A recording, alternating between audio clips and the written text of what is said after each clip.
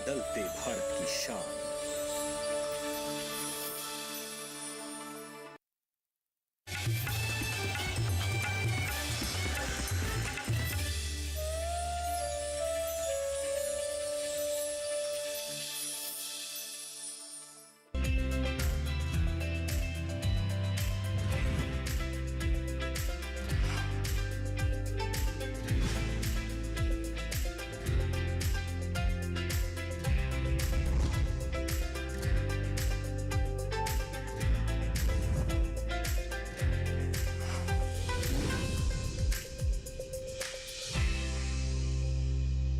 नमस्कार, दूरदर्शन किसान चैनल पर मैं अदिति शर्मा आप सभी का स्वागत करती हूँ। हमारे कार्यक्रम सफल किसान में हम देश के कोने कोने से उभरती हुई प्रतिभाओं को तलाशते हैं और फिर आपसे रूबरू करवाते हैं। कोशिश यही रहती है कि कृषि, पशुपालन और इनसे जुड़े स्टार्टअप्स के बारे में आप ज़्यादा से ज़्यादा जानकारी हासिल कर सके, पारंपरिक खेती के साथ साथ आधुनिक ज्ञान को भी अपना सके और अपने लाभ को कई गुना तक बढ़ा सके। आज के हमारे इस कार्यक्रम में हम मिलवाएंगे आपको दो सफल किसानों से जो अपने अपने क्षेत्र में सफलता के परचम को लहरा रहे हैं। इनकी सफलता की दास्तान को जानने के लिए आज हम रुख करेंगे देश की राजधानी दिल्ली और साथ ही साथ उत्तर प्रदेश के औद्योगिक केंद्र कानपुर का। जी हाँ, आज के अंक की शुरुआत करते हैं। सबसे पहले रुख करते हैं राजधानी दिल्ली का।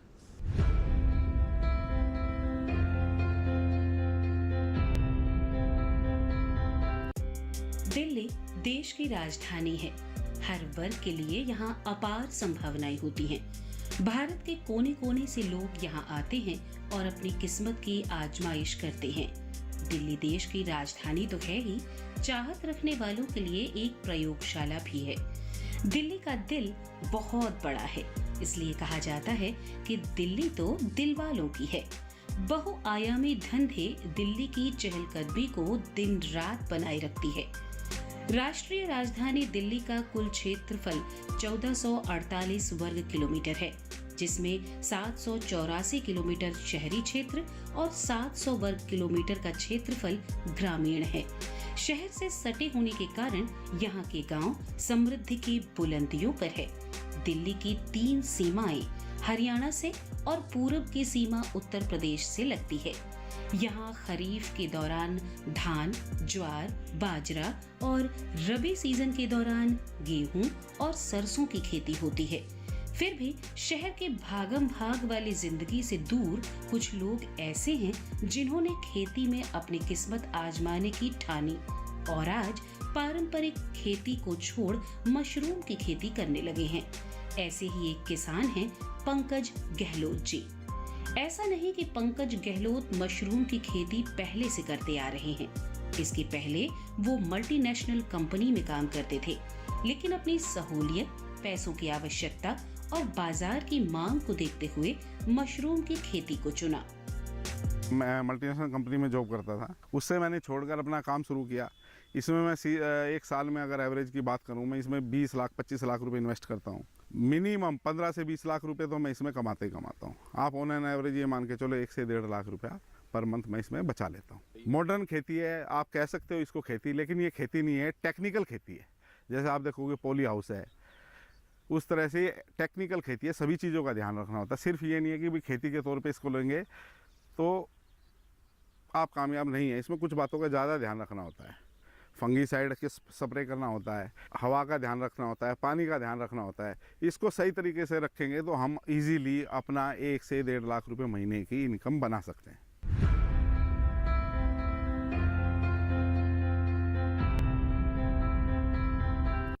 कृषि के स्वदेशी ज्ञान, पारंपरिक उपकरण, प्राकृतिक संसाधन और जैविक उर्वरा का उपयोग जिस खेती में होता है उसे पारंपरिक खेती कहते हैं।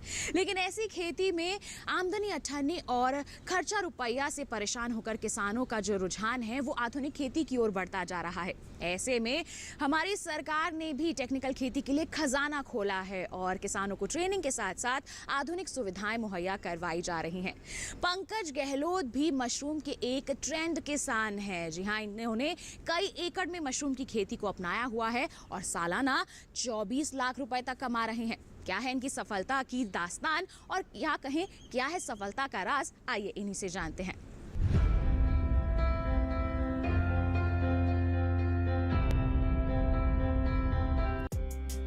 मशरूम को स्वाद और सेहत का खजाना कहते हैं, शाकाहारी हो या मांसाहारी।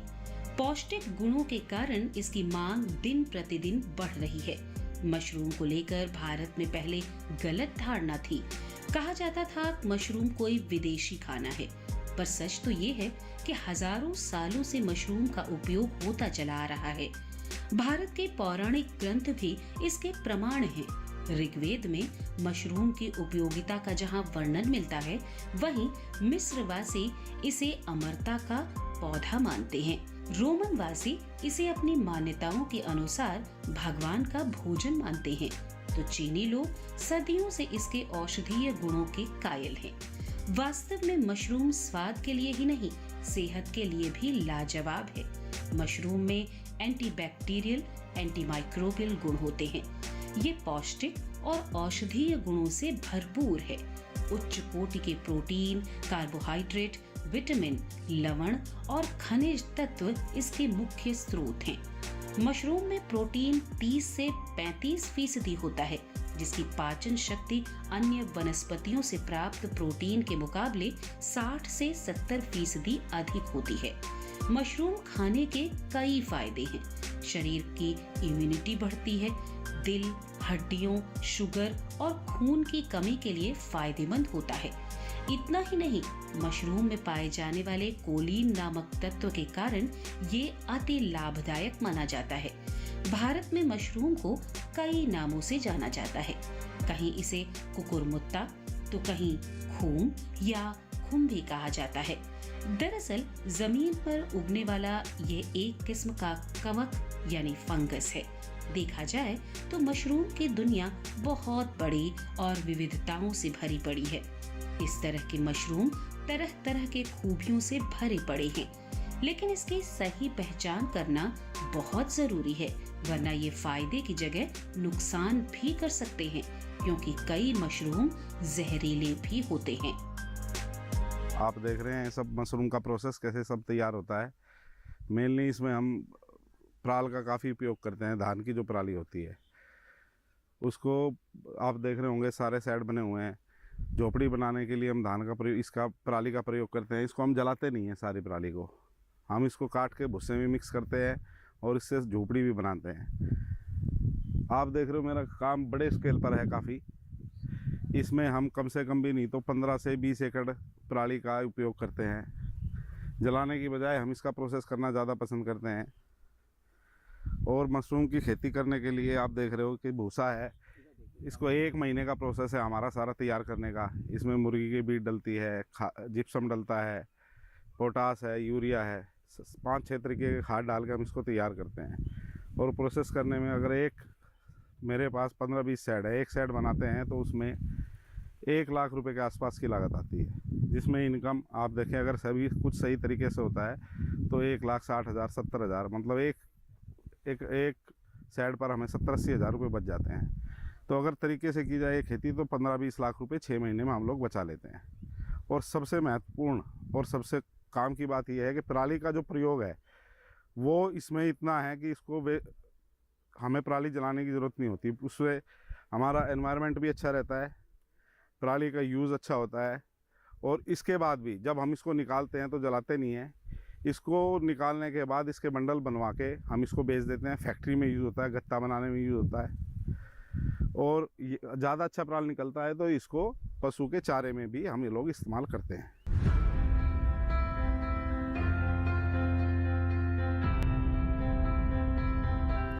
आइए अब कार्यक्रम में आगे बढ़ते हैं और अब रुख करते हैं हमारे सफल किसान पंकज गहलोत के खेतों का और उनसे जानते हैं कि वो मशरूम की कौन सी प्रजाति को अपनाए हुए हैं और साथ ही कौन सी बातों का ध्यान रखे हुए हैं।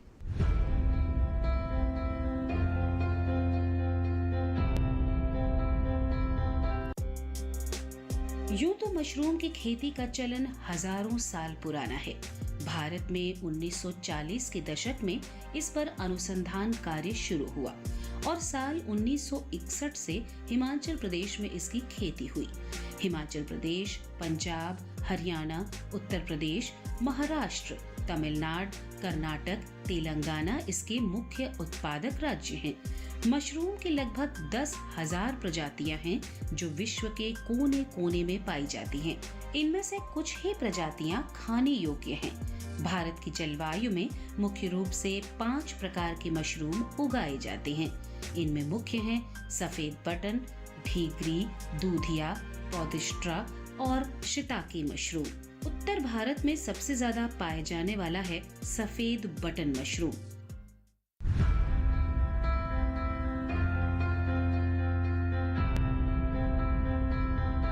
इसी के साथ कार्यक्रम में वक्त हो चला है एक छोटे से ब्रेक का। आप कहीं मत जाइए। ब्रेक के बाद हम मशरूम की खेती करने के तरीके के बारे में जानेंगे। बने रहिए दूरदर्शन किसान पर और देखते रहिए हमारा कार्यक्रम सफल किसान।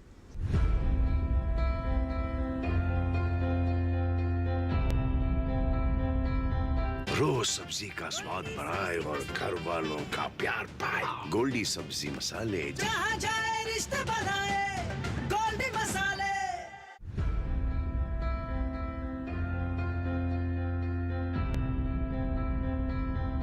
ब्रेक के बाद दूरदर्शन किसान के कार्यक्रम सफल किसान में आप सभी का फिर से स्वागत। आइए हमारे आज के कार्यक्रम को आगे बढ़ाते हैं। रुख करते हैं हमारे सफल किसान का और उनसे जानते हैं कि वो मशरूम की खेती करते समय कौन कौन सी बातों का ध्यान रखते हैं और कौन सी सावधानियां बरतते हैं।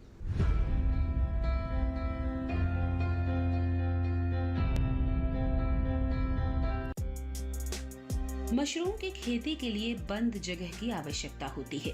इसके लिए बांस, पुआल और पॉलीथिन का इस्तेमाल किया जाता है और संदूक नुमा कई बड़े बड़े शेड बनाए जाते हैं। हालांकि 15 से 20 एकड़ में मशरूम की खेती आसान नहीं होती, लेकिन पंकज जी इस काम को बड़ी कुशलता से कर रहे हैं और अपने खेतों में सफेद बटन मशरूम उगा रहे हैं। शेड के बाद अब बारी आती है कंपोस्ट खाद बनाने की। इसके लिए पुआल मक्का या गेहूं की पैडी को मशीन द्वारा बारीक काट कर भूसे में तब्दील कर लिया जाता है। भूसे को अलग अलग जगहों पर या आवश्यकता अनुसार क्यारी में इकट्ठा करके पानी का छिड़काव किया जाता है।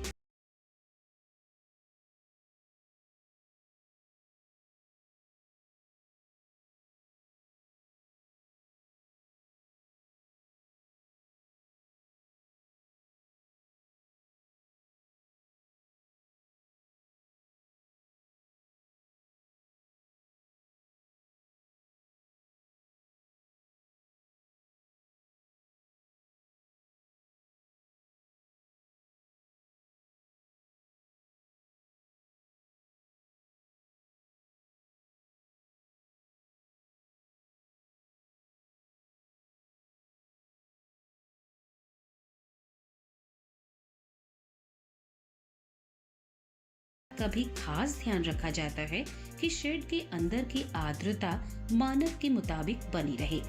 अगर इन सभी बातों पर ध्यान रखा गया तो 2 महीने बाद पैदावार आने लगता है। यानी 8 टन भूसा या तूड़ा का अगर हम इस्तेमाल करते हैं तो 4 टन मशरूम पैदा कर सकते हैं। पराली लगाने से अगर बाहर का टेम्परेचर सर्दियों में 10 डिग्री भी हो जाता है, लेकिन पराली की वजह से हमारा अंदर का टेम्परेचर 17 से 18 डिग्री मेंटेन रहता है। पूरे समय के दौरान सबसे ज़्यादा इसमें ध्यान रखने वाला होता है मॉइस्चर। जो हम पानी का इस्तेमाल, इसमें मॉइस्चर पूरा होना चाहिए और बाहर की जो हवा चलती है, तेज़ हवा, उसको हम बचाते हैं। उसको बचाने के लिए हम पराली के ऊपर पॉलीथीन लगाते हैं। इसको टेम्परेचर, जो इसका बेस्ट टेम्परेचर होता है 17-18, अंदर का टेम्परेचर रहना चाहिए 17-18, जो इसके लिए बेस्ट टेम्परेचर है। लेकिन क्या है, सर्दियों में जब ज़्यादा टेम्परेचर कम हो जाता है तो हम लोग क्या करते हैं, इसको कवर कर देते हैं चारों तरफ से पॉलीथीन से। पराली ढक जाती है बिल्कुल और पराली खुद में गर्म होती है, ऑटोमेटिकली हीट प्रोड्यूस करके उसका टेम्परेचर वो 10, 12, 15 तक ले आती है। मशरूम होने में 1 महीने का प्रोसेस होता है हमारा मशरूम का, ये रॉ मटेरियल तैयार करने में। इसको 1 महीने तक हम लोग पानी डाल के इसकी कटाई करते रहते हैं, इसको गलाते हैं। उसके बाद ये प्रोसेस होके आप ये इसको बेड के ऊपर डाल देते हैं। 15 दिन लगते हैं हमारे बिजाई करने के बाद। उसके बाद हम खाद डालते हैं, गोबर का खाद, 15 दिन उसमें लगते हैं। पूरा 2 महीने का प्रोसेस है इसको तैयार करना। 2 महीने में हमें मशरूम मिल जाती है।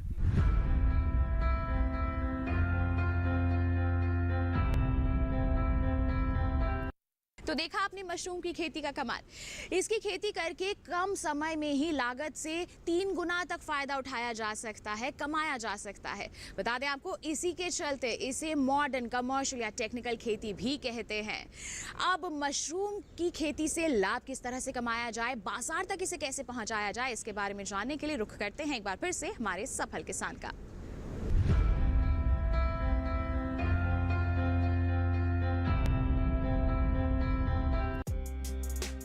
मशरूम के मामले में भारत एक उभरता हुआ बाजार है। जैसे जैसे शहरीकरण बढ़ रहा है, मशरूम की मांग बढ़ती जा रही है। इसके अलावा मशरूम के कई प्रोडक्ट भी बाजार में उतारे गए हैं। इसलिए मशरूम की खेती करने वालों के लिए ये एक सुनहरा मौका माना जाता है। मशरूम बहुत नाजुक होता है। तापमान अधिक बढ़ने या घटने से फसल को नुकसान पहुंचता है। इसलिए फसल को सुरक्षित बाजार तक पहुंचाना एक कठिन चुनौती बन जाती है। बाजार की आवश्यकता अनुसार उसे पॉलिथीन में आकर्षक तरीके से पैक कर रेट अच्छा मिलता है। यही कारण है कि बाजार की सारी बारीकियों को समझने के बाद पंकज गहलोत ने इसकी खेती शुरू की। 1 किलो मशरूम की पैदावार पर लागत 25 से 30 रुपए आती है, जो बाजार में 250 से 300 रुपए में बिक जाया करती है। पंकज आज मशरूम के धंधे से खुश हैं। वे अपने आप को एक सफल किसान मानते हैं और सालाना लाखों कमा रहे हैं। पंकज आगे की खेती का भी प्लान कर रहे हैं। पॉली और नेट हाउस खेती करना चाहते हैं। उनकी जिज्ञासा कृषि सिंचाई योजनाओं को जानने में है। वे जानना चाहते हैं कि स्प्रिंकलर, बूंद बूंद और ड्रिप सिंचाई क्या है और इन योजनाओं पर सरकार कितनी सब्सिडी दे रही है।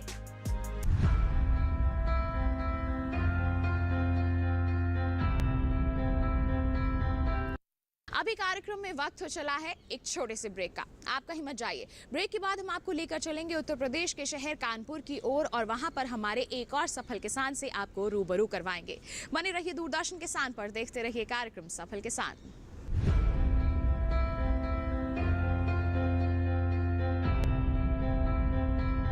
रोज सब्जी का स्वाद बढ़ाए और घर वालों का प्यार पाए। गोल्डी सब्जी मसाले, जहाँ जाए रिश्ते बनाए गोल्डी मसाले।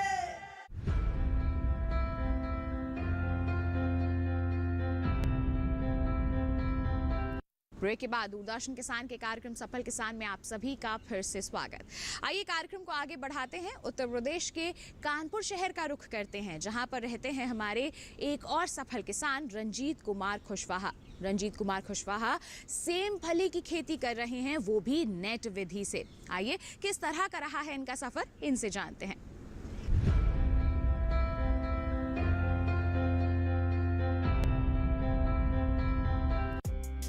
कानपुर शहर का एक छोटा सा गांव है बिकरू और इसी गांव के किसान हैं रंजीत कुमार कुशवाहा। पारंपरिक खेती धान गेहूं से जब इनका दिल ऊब गया तो इन्होंने कुछ नया करने की सोची और सब्जी में सेम फली की खेती का चुनाव किया। इसके लिए 2 साल पहले वे फतेहपुर गए और वहां के किसानों द्वारा की जाने वाली सेम की खेती को देखा। जमीन पर होने वाली सेम की खेती में कुछ खास न होने के कारण रंजीत कुमार को ये तरीका प्रभावित न कर सका। रंजीत कुमार ने अपने जिले के कृषि वैज्ञानिकों से संपर्क किया और बांस तार विधि से सेम की खेती शुरू कर दी। इसके लिए इन्होंने महाराष्ट्र से धरती सीड कंपनी से सेम की हाइब्रिड बीज मंगाई और अपने पहले से बनाए गए खेत में अक्टूबर के पहले सप्ताह में बिजाई कर दी। 1 एकड़ खेत में 15,000 रुपए का बीज लगा। निराई, गुड़ाई और खाद पानी में भी करीब 30 से 35,000 रुपए खर्च किए। यानी नवंबर दिसंबर आते आते जब फली निकलने का समय हुआ तो तकरीबन 50,000 रुपए लागत आई और फसल तैयार हो गई। मैंने सेम की खेती फर्स्ट टाइम मैंने स्टार्ट की हुई है और ये वर्ड की फर्स्ट टाइम की हाइब्रिड सेम है और इसको मैंने 5 अक्टूबर को मैंने सोविंग की हुई थी, जिसको और हमें ये 2 महीने बाद नवंबर दिसंबर में फर्स्ट हार्वेस्टिंग मिलना स्टार्ट हो गया था और ये सेम का सीड करीब 6,000 रुपये किलो के आसपास मिला हुआ था मुझे, और मैंने इसको 1 एकड़ में लगाया हुआ है, जिसमें मेरी कॉस्टिंग लमसम 12,000 रुपये 15,000 रुपये के आसपास सीड लगा हुआ था। और मैंने बांस और तार विधि से मैंने इसको किया हुआ है, जिसमें करीब 15 से 20 हज़ार रुपये के आसपास मेरा इसमें खर्चा आ गया था। ये टोटल मिला के लमसम 40 से 50 हज़ार रुपये के आसपास मेरा ये खर्चा। और मैंने उत्तर प्रदेश सरकार के द्वारा ड्रिप इरिगेशन, जो बूंद बूंद टपक सिंचाई होती है, उस माध्यम से मैं उसकी सिंचाई करता हूं, और उसमें 90% के आसपास मुझे अनुदान उसमें मिला हुआ था। तो उनके माध्यम से, और मैं ये इसको ड्रिप के माध्यम से मैं सारे फर्टिलाइज़र और सारी दवाइयाँ जो हैं मैं ड्रिप के माध्यम से हर सप्ताह सप्ताह में 2 बार मैं इसकी सिंचाई करता हूँ, जिसमें फर्टिलाइज़र मैं ड्रिप के माध्यम से ही सारी खाद देता हूँ, जिससे हमारी कम मात्रा में खाद जाती है। और खाद बहुत ही नॉर्मल मात्रा में, जो फैलाने वाले मेथड से उसमें ज़्यादा कॉस्टिंग आती थी, इसमें कम। और हर सप्ताह में 19 सप्ताह में 1 बार, और 05234 इसके अलावा हम माइक्रो न्यूट्रिएंट्स भी ड्रिप के माध्यम से यूज करते हैं, और सप्ताह में 2 बार सिंचाई करते हैं इसकी। और जो इसकी हमें ईल्ड अब आ रही है, लमसम से लमसम 1 एकड़ में इसकी करीब 50 से 60 कुंटल ईल्ड हमको मिल चुकी है, जो करीब 30 से 35 रुपये थोक बाज़ार भाव हमारा कानपुर में बिक जाता है, जिससे हमें बहुत अच्छा इससे प्रॉफिट मिल रहा है बराबर।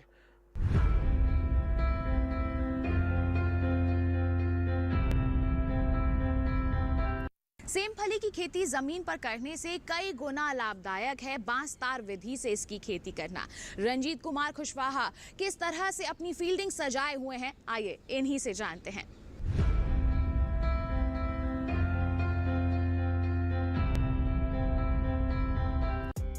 सेम की किस्में वेलवेट, सफेद चपटा, लाल चपटा होता है।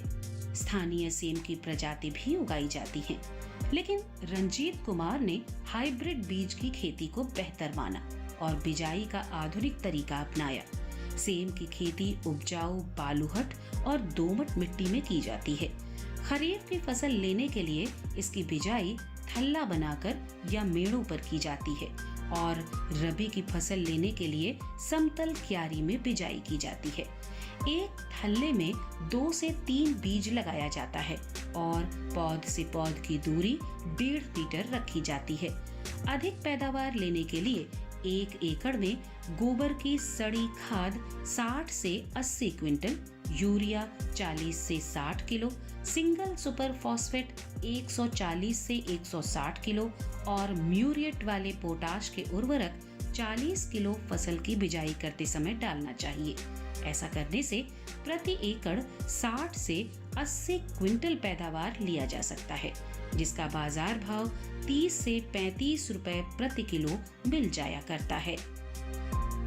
इस सेम की मैंने 5 अक्टूबर को मैंने बिजाई की हुई थी, और 1 फुट बाई 4 फुट पे इसकी ट्रांसप्लांटिंग होती, 20 से 20 की दूरी 1 फुट पे थी, और प्लांट से प्लांट पौधे से पौधे की दूरी 4 फुट पे रखी हुई थी, जिसमें मैंने बांस पे किया। जो नीचे होती थी, नीचे खेती परंपरागत तरीके से उसमें फ्रूटिंग और फ्लावरिंग कम आती थी। मैंने इसमें कुछ पौधे जो हैं वो नीचे लगा रखे हैं, जिसमें बहुत ही कम फ्रूटिंग आई हुई है और उतनी ज़्यादा बेटर क्वालिटी नहीं, फ्रूट का साइज़ भी बहुत छोटा। और जो मैंने ऊपर हैंगिंग मेथड से किया हुआ, इसकी बहुत अच्छी क्वालिटी है और फ्रूटिंग भी बहुत ज़बरदस्त है इसकी।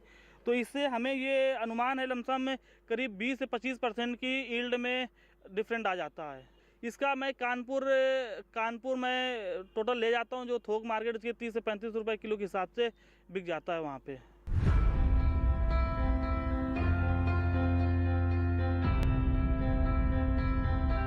तो देखा आपने कि अगर हमारे किसान पारंपरिक तरीकों के साथ साथ आधुनिकता को भी अपना लें तो निश्चित तौर पर सफलता हासिल कर सकते हैं, और यही कुछ कर दिखाया है हमारे आज के दोनों ही सफल किसानों ने।